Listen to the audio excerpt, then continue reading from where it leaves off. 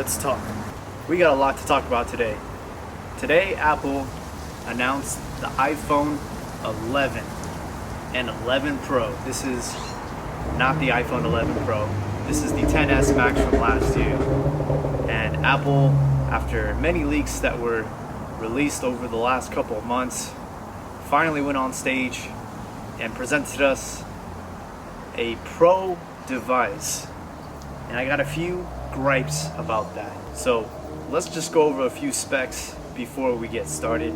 The iPhone 11 Pro will be coming out in two models, the iPhone 11 Pro and the iPhone 11 Pro Max. The Max will have the bigger size screen, similar to last year with the XS Max. It also promises to have 5 more hours of battery life as opposed to this last year's model. And they added a triple camera on the back, so now you're getting 3 cameras, 3 instead of 2. One of them is a wide angle camera. Beyond that, they added a new chip, 13 Bionic, which is not that big of a deal. Apple always does this. A new chip, faster than any Android phone out there, better GPU than any Android phone out there. The phone will be coming out at a low price of $999 for the 11 Pro or $1099 for the 11 Pro Max. And this is where I start to get a little bit upset, because Apple went on stage and they told the whole world that this is a Pro device. And for someone that does photography, it definitely grinds my gears when all these tech companies start throwing the word Pro out there. Number one, my biggest problem with iPhone claiming this as a Pro device is the peripherals that it comes with. If you are labeling this as a Pro device and you are expecting people to be using this to do videography and photography, then I expect you to use not a proprietary lightning adapter, but I expect you guys to use the USB Type-C that every phone manufacturer has adopted. It's 2019, even the latest iPad Pro has the USB Type-C. Why not the iPhone? If you're labeling this as a Pro device, I expect you not only to have a USB Type-C input, but I also expect you to put a headphone jack in the phone. And the reason for that is that way you can connect an external microphone. So for me, to label this as a Pro device and not giving us a headphone jack or a mic input, a USB Type-C to transfer your files and photos seamlessly with your other devices. And the other thing, and I almost forgot what I was going to say, is the display. So another thing about labeling this as a Pro device, I expect the best of the best. I expect the cream of the crop. I expect you to have a higher resolution display and a higher frame rate display than what we've seen on any previous iPhone. And unfortunately, Apple did not provide that. They did not deliver us the Pro resolution display that is found on the iPad Pro. I was expecting a display of 90 Hz or 120 Hz, and that really would have put this phone over the top and really separated it from the rest of the pack. Another thing that grinds my gears in 2019 is the fact that Apple is still giving us 64 gigs as the standard base model for $1099.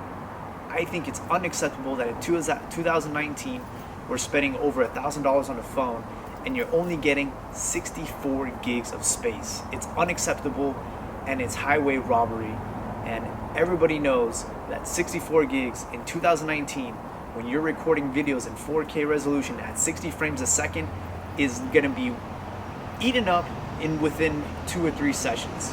A 10-minute video at 4K 60 res is going to destroy whatever storage that you had at 64 gigs. And I really am disappointed and upset that Apple decided to stick with the 64 gig model in 2019. Other phones in this category are coming with 128, 256 gigs of storage. We know that Apple is never going to allow us to put a micro SD card slot in there. That's fine. Let's get rid of the 64 gig. Let's do a base of 128, a 256, a 512, and a terabyte.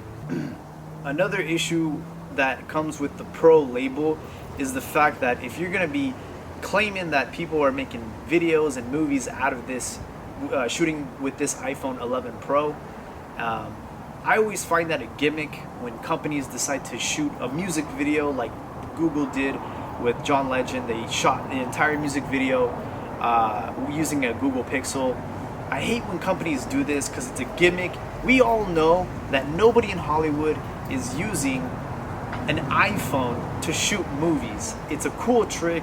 It's nice for publicity. It's nice for the keynote to show you that you can do all this crazy stuff with an iPhone, but nobody is using an iPhone seriously for professional use to get paid. If you are going to label this as a pro device, I expect you to give the user manual controls over the shutter speed, over the ISO, over the aperture. I don't know any professional photographer or videographer that is shooting in automatic mode. This feature, if you're going to label this iPhone as the 11 Pro, I expect you to be able to manually adjust all the settings on your camera, on your iPhone, without having to use a third-party app. If you are labeling this as a pro device, I expect those features.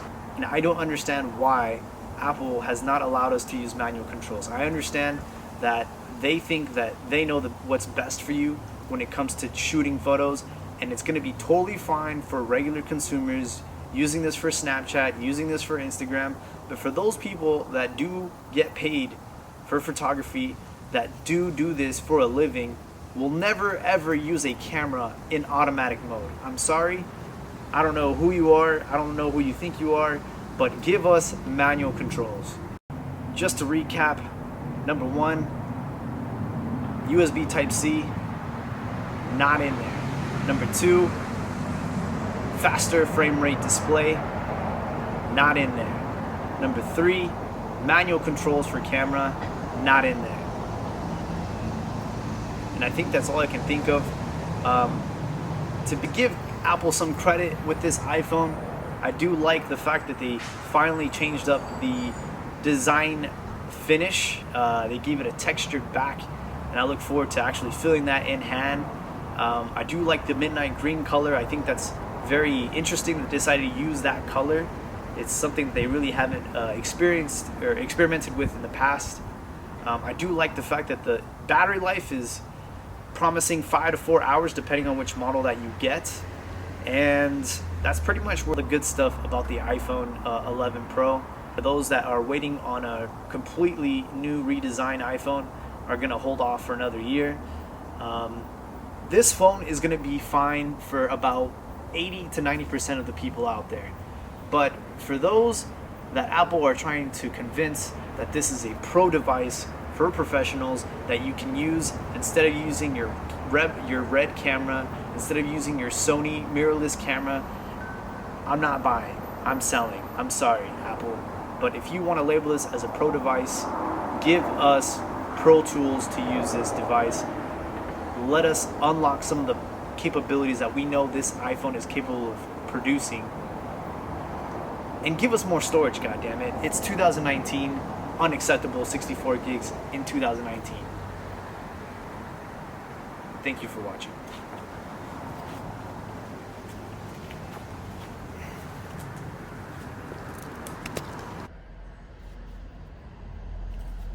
For every photographer and videographer out there, just stop calling these things pro devices. These are the cameras that are on the back of an iPhone.